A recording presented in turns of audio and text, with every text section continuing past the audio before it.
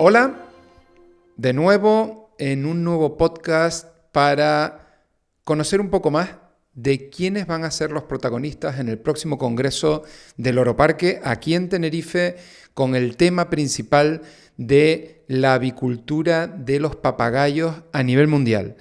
Y si alguien tiene una resonancia importante aquí en España que sabe de animales y también sabe de avicultura porque le ha tocado, es nuestro próximo invitado, Alex Lahain. Bienvenido, Alex. Saludos desde aquí, desde Tenerife.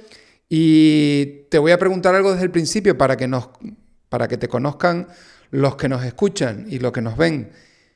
¿Cómo arrancas tú en el mundo de los animales? Bueno, pues para empezar, bien hallado desde aquí, desde la península. Gracias por estas palabras. No soy el que más sabe, ni mucho menos, pero bueno, efectivamente llevo casi 40 años dedicados al mundo del trabajo con animales en vivo y empecé pues de manera accidental, como pues a lo mejor un fotógrafo que está en el sitio adecuado en el momento justo y tira la instantánea de su vida. Yo estaba en ese momento estudiando, pero estaba en el momento preciso, en ese lugar, y ese lugar fue en una universidad, la Universidad Laboral de Orense. Allí, aparte de las actividades curriculares, pues teníamos actividades extracurriculares, como era un grupo de conservación medioambiental que en aquel momento patrocinaba Radio Nacional de España, se llamaba Legión Verde. La mía, la de Orense, era la 58, y aparte de hacer plantaciones de arbolitos para reforestar los montes y tal, dio la casualidad de que el que llevaba la actividad, un naturalista de allí, tenía el único permiso entonces de manejo de aves rapaces, y nos dedicábamos a rehabilitar aves que ya por entonces, desde el año 73, estaban protegidas, y volverlas a reintroducir en el medio natural. Así lo hacíamos y elaborábamos una memoria anual a Icona con todas las aves y animales mamíferos también. Hablo de jinetas, de tejones, de lobos, en fin. Y en uno de esos informes que mandamos a la ICONA, pues nos animaron para que se presentara al antiguo premio Holanda para jóvenes inventores que patrocinaba la Philips holandesa en aquel momento. Y bueno, pues dio la casualidad de que quedamos segundos. En ese año quedamos segundos. El primer lugar creo que lo ganó un inglés. eh, Había descubierto que los vencejos eran las más aéreas de las aves y dormían, comían y hasta copulaban en el aire. Y nosotros, me parece recordar que quedamos segundos o terceros, y luego fue un chaval andaluz sobre un estudio de las lagartijas de los muros. Bueno, el caso es que al fallo de ese premio, en el jurado de ese premio, estaba el doctor Rodríguez de la Fuente. Y el doctor Rodríguez de la Fuente tomó mucho interés en nuestro informe porque uno de los halcones peregrinos que habíamos rehabilitado resulta que estaba extinguido en España, era una variedad que ya no existía, y tomó mucho interés en eso. Tomó contacto con nuestro grupo y a todos nosotros nos invitó cuando acabáramos los estudios, a venir a colaborar con él de alguna manera, bien en la línea editorial, bien en el control de aves en los aeropuertos, bien en fin, todo, en los rodajes, en todo lo que él tenía, ¿no? Yo fui uno de esos que le tomó la palabra al doctor, y una vez muerto ya, por supuesto que fue el 14 de marzo de 1980, pues yo hice uso de esa invitación, contacté con todos los naturalistas, que hoy muchos de ellos, los que siguen vivos, son amigos míos y hemos trabajado juntos, y estuve metido de lleno en el mundo del trabajo con animales adiestrados y con animales silvestres, ¿no? Así que así fue como empecé. Luego el destino me llevó por la senda de los parques zoológicos. Estuve muchos años en el Safari Madrid a las órdenes del que fuera uno de sus naturalistas, el insigne Fernando Peralta. Y luego pues llevo, no sé, casi 20 años o más en Fauna y Acción, siendo el representante de este centro de fauna tan conocido. Apasionante ese inicio, y tengo que explicar a todos los que van a asistir al Congreso y a todos los que nos siguen que Félix Rodríguez de la Fuente es uno de los grandes influyentes de toda una generación en la época de Cousteau, de Gerald Darrell, uno de los grandes padres de la conservación a nivel mundial.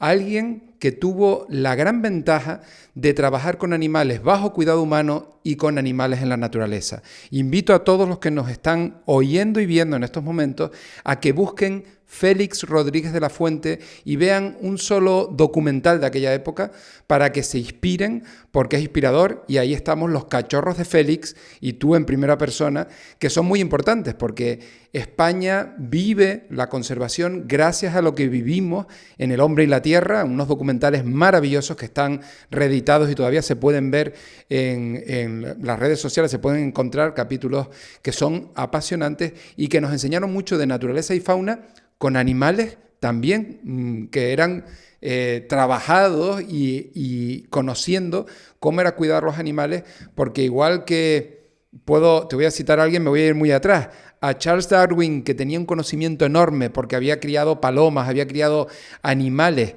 en su cercanía, podía entender muy bien lo que pasaba en la naturaleza, y esto es lo mismo, el mismo ejemplo con Félix Rodríguez de la Fuente, que los tenía cerca. Tú has vivido, has mamado directamente de esa fuente y nos ha inspirado a muchos de los que trabajamos hoy en día a nivel profesional, y por eso la presencia de Alex Lahain aquí en Loro Parque cuando sea el congreso va a ser muy importante, porque nos enfrentamos, todos los criadores del mundo se enfrentan a una nueva ola, que es la ola del excesivo protección de la naturaleza sin conocimientos, creyendo que los animales no pueden estar con el hombre, cuando es imprescindible que el hombre trabaje con ellos, los cuide y los cuide con conocimiento.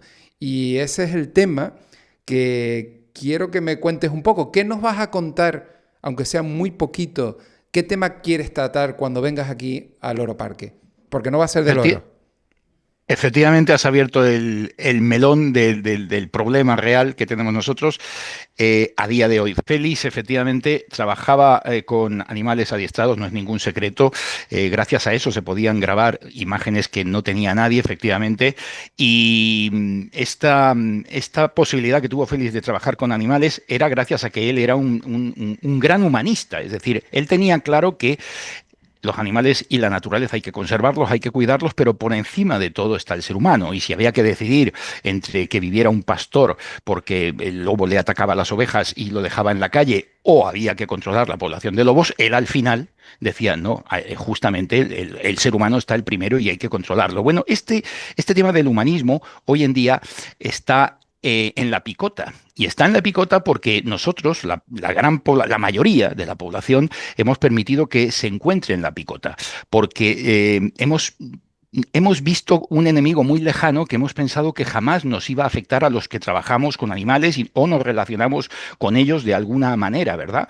Nuestra civilización se basa precisamente en la colaboración con los animales, pero no hay que olvidar que son animales, no son seres humanos. Sin embargo, desde hace mucho tiempo este enemigo común que tenemos todos, y el problema es que no ha habido unión entre todos los sectores, que son muchos los que trabajan con animales, no se le ha visto las orejas al lobo bien vistas. No hemos identificado al enemigo y hemos permitido que ese enemigo, que es una minoría social, fuera socavando los pilares de nuestra civilización. Y nuestra civilización se basa en tratar con los animales. Si no, no hubiéramos podido prosperar. Realmente incluso la evolución de nuestro encéfalo desde los 300 centímetros cúbicos apenas que tenía Lucy, el Australopithecus afarensis, hasta los casi 1600 que tiene el Homo sapiens sapiens, fue gracias a la proteína cárnica, al animal. Si no, no hubiéramos podido evolucionar. Entonces, todo eso hoy está en la picota. El uso de animales para comer, el uso de animales como montura, el uso de animales para podernos abrigar. O sea, está todo. Y por supuesto, el tener animales en cautividad está en entredicho, porque hemos permitido que una minoría ponga en entredicho esos valores, ¿no? Y entonces todo este mundo de la cría de exóticos, del mantenimiento, gestión y cría de animales exóticos, está en peligro, porque se está poniendo en entredicho el que eso pueda ser un derecho de la ciudadanía, que el mantenimiento y la cría de exóticos esté en manos de particulares, que eso deberá de estar siempre en manos de los gobiernos y de la administración y nunca en manos de particulares o de manos privadas. Eso está en entredicho y es un peligro que se está palpando y que se está haciendo corpóreo a día de hoy. De tal manera que se utiliza la excusa del bienestar animal que tú has mencionado, Rafa, se utiliza para atacar a todos estos colectivos y allí donde se pueda elaborar leyes para poderlos incluso prohibir. El problema, como digo, es de la unión de todos los sectores, porque ha habido algunos sectores que hace tiempo le vieron las orejas a este lobo y se prepararon para defenderse de él, pero otros muchos pensaron que no iba con ellos. En concreto también el papel de los zoos, que no le vieron el peligro a este enemigo hasta hace muy poquito. Otros lo vieron mucho antes, ¿verdad? Los circos, los ganaderos, pero ha costado mucho y aún no estamos todos unidos. Y hasta que no estemos todos unidos y todos a una contra este enemigo, que repito, es una minoría, porque el movimiento vegano animalista en el mundo es un 1 y pico %, no es más. Pero sin embargo, este movimiento convence a los políticos y a los gobernantes para elaborar leyes en contra de todos los demás y así chupar poder. Así que bueno, pues un poco por ahí van las líneas maestras de lo que voy a desarrollar, si me permite el tiempo, lógicamente, que como ya ves me enrollo como las persianas, me permite el tiempo de la ponencia, pero por ahí van los tiros.